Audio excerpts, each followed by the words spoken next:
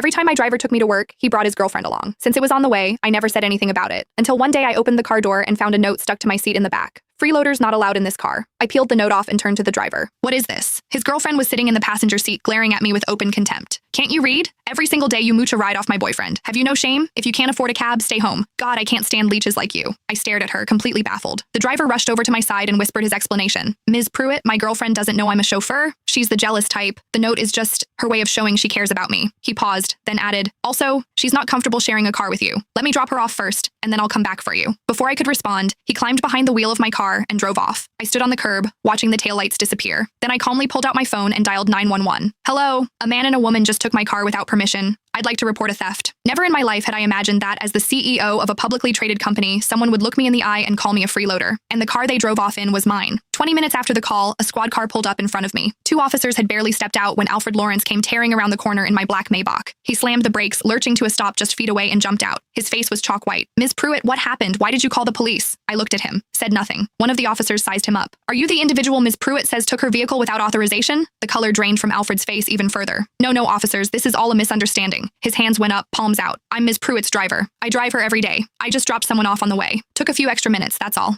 Nobody stole anything. He gestured frantically at the Maybach behind him, forcing a grin. See? I brought the car right back. First thing. The officers looked at me, then back at him. Ms. Pruitt, do you want to press charges? I was about to answer when Alfred leaned in close, his voice dropping to a desperate whisper. Ms. Pruitt, please, for my father's sake. He drove for you all those years. Just let this one go. He swallowed hard. You know my dad's health isn't good. I finally found a girlfriend, and it's the one thing he wanted from me. What I did back there was just to keep things stable between her and me. I had no choice. The mention of his father softened something in me. Owen Lawrence had been my chauffeur for 6 years. Honest, dependable, steady behind the wheel, and never once a source of trouble. In all those years, he had never been late, never gotten a single violation. Every holiday, when I handed him a bonus, he'd try to wave it off for a solid 5 minutes before finally accepting. 3 months ago, Owen was diagnosed with a lung condition that required long-term rest. He had no choice but to resign. On his last day, he stood in my office, rough hands twisting together, clearly wanting to say something but unable to get the words out. Finally, face flushed with embarrassment, he told me his son Alfred had just lost his job. If the company had an opening, could I possibly give the boy a chance? Owen had been an honest man his entire life. He had never asked anyone for a favor. That was the first time. Out of respect for him, I said yes. For the first 2 months, Alfred did fine. Though he wasn't exactly the kind of driver who never gave you a moment's worry, he at least did what was expected. Pickups and drop-offs were on time, and the car was always spotless. But starting last month, things changed. The day it began, Alfred came to pick me up, and there was suddenly a woman caked in heavy makeup sitting in the passenger seat. I stared, confused. Alfred hurried out to open my door and explained in a low voice, Ms. Pruitt, this is my girlfriend, Kara Fox. Her workplace is on the way to the office, so I figured I'd give her a ride. I nodded and said nothing. Giving someone a ride along the way wasn't a big deal, but gradually something started to feel off. What was supposed to be on the way turned into a fixed daily routine that never varied.